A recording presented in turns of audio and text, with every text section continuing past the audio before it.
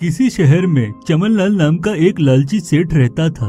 वह एक रेस्टोरेंट चलाया करता था। चमनलाल अपने रेस्टोरेंट में बहुत ही घटिया खाना बनाकर लोगों को बेचता था। दूसरी तरफ चमनलाल साफ सफाई का बिल्कुल भी ध्यान नहीं रखता था। रेस्टोरेंट का सारा कचरा वह बाहर सड़क पर फेंक दिया करता था। चमनलाल के यहाँ बिरजू नाम का एक आदमी काम करता था। बिरजू बहुत ही साफ सफाई पसंद इंसान था। उसे चमनलाल की यह आदत बिल्कुल पसंद नहीं आती थी। एक दिन चमनलाल के रेस्टोरेंट में एक भिखारी भीख मांगने आता है। साहब, मैंने 2 दिन से कुछ नहीं खाया। भगवान के लिए मुझे कुछ खाने के लिए दे दो। चमनलाल उसे 2 दिन के बासी समोसे दे देता है और उसे खाते ही भिखारी बेहोश होकर जमीन पर गिर जाता है। यह देख बिरजू को चमनलाल पर बहुत गुस्सा आता है। देखिए सेठ जी, आपके बेकार बासी समोसे खाकर यह भिखारी बेहोश हो गया। अगर इसे कुछ हो गया तो भगवान आपको कभी माफ नहीं करेगा। अबे ओ 2 कौड़ी के नौकर, तेरी इतनी हिम्मत कि तू मुझसे ऊंची आवाज में बात कर रहा है। चल इसी वक्त यहाँ से निकल जा और खबरदार दोबारा यहाँ दिखाई मत देना। ठीक है मालिक, लेकिन आप पहले मेरा हिसाब कर दीजिए। कौन सा हिसाब, कैसा हिसाब? मैं तुझे फूटी कौड़ी भी नहीं दूंगा। जो करना है कर ले। देख अब यहाँ से चला जा, वरना धक्के मारकर तुझे सड़क पर फिकवा दूंगा। बिरजू उदास होकर चुपचाप वहाँ से चला जाता है। बिरजू के पास रहने के लिए कोई जगह नहीं थी, इसलिए वह एक पार्क में जाकर वहाँ रखी बेंच पर लेट जाता है। वह संडे का दिन था और पार्क में बहुत सारे लोग आए हुए थे। वह सभी खाने पीने की चीजें और सारा कचरा इधर उधर फेंक रहे थे। यह देख बिरजू को बहुत बुरा लगता है। फिर रात होते ही बिरजू उस पार्क में मौजूद सारा कचरा उठाकर एक कूड़ेदान में डाल देता है। लेकिन तभी उस कूड़ेदान के पिछले हिस्से से ढेर सारे सोने के सिक्के बाहर गिरने लगते हैं। यह देख बिरजू हैरान हो जाता है।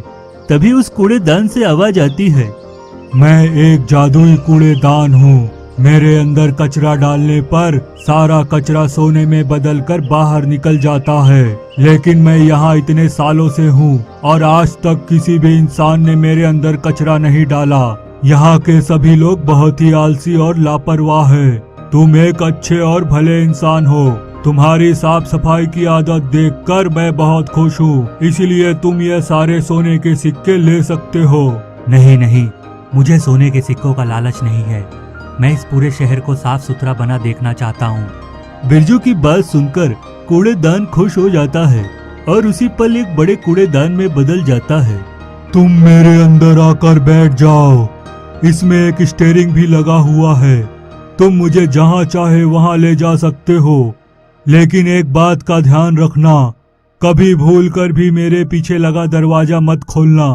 उसके बाद बिरजू उस कूड़ेदान में बैठ जाता है और उसे चलाता हुआ शहर की सड़कों पर ले जाता है। उसे सड़क पर ढेर सारा कचरा दिखाई देता है। तभी उस कूड़ेदान से 2 हाथ बाहर निकलते हैं और सड़क पर पड़ा कचरा उठाकर कूड़ेदान में डाल देते हैं। धीरे धीरे बिरजू शहर का सारा कचरा साफ कर देता है।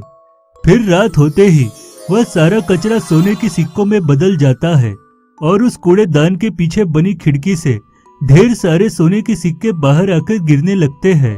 बिरजू उन सोने के सिक्कों को बेचकर बहुत सारे पैसे बना लेता है और उनसे गरीब और अनाथ लोगों की मदद करने लगता है।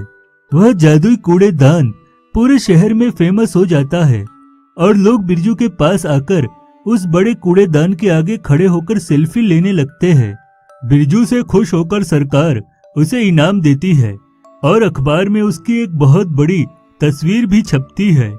दूसरी तरफ चमनलाल जब बिरजू की तस्वीर अखबार में देखता है तो उसे बहुत जलन होती है।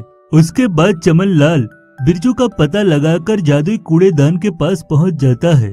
फिर चमनलाल देखता है कि दिन भर का इकट्ठा किया हुआ सारा कचरा कूड़ेदान के पीछे वाली खिड़की से सोना बनकर बाहर गिर रहा है। उधर बिरजू सारा सोना इकट्ठा करके एक थैली में जमा कर लेता है।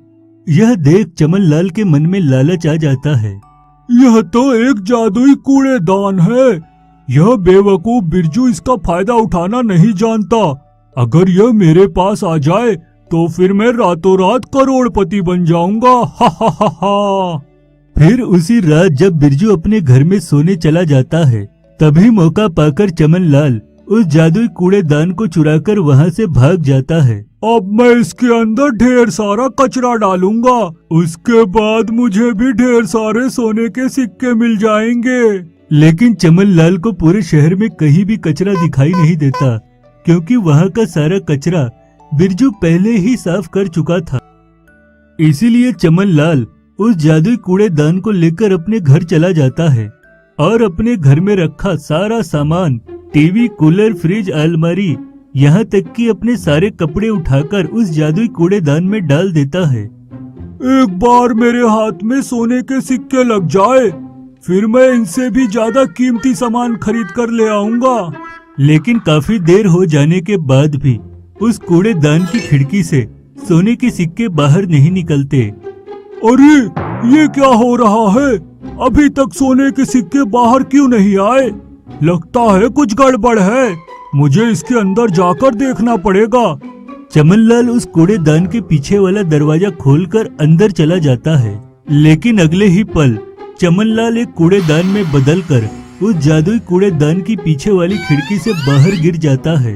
अपने आप को कूड़ादान बना देख चमनलाल रोने लगता है। अरे नहीं, ये मेरे साथ क्या हो गया?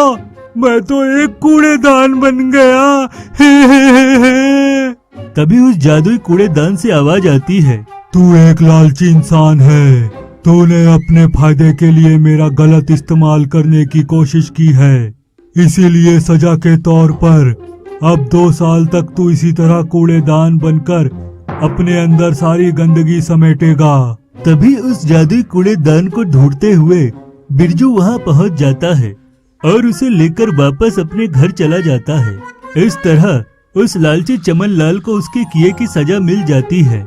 दूसरी तरफ बिरजू जादुई कूड़ेदान की मदद से पूरे शहर को सुंदर बनाने का काम जारी रखता है। फिर कुछ दिनों बाद नैना नाम की एक सुंदर लड़की से उसकी शादी हो जाती है और वह दोनों हंसी खुशी अपनी जिंदगी जीने लगते हैं।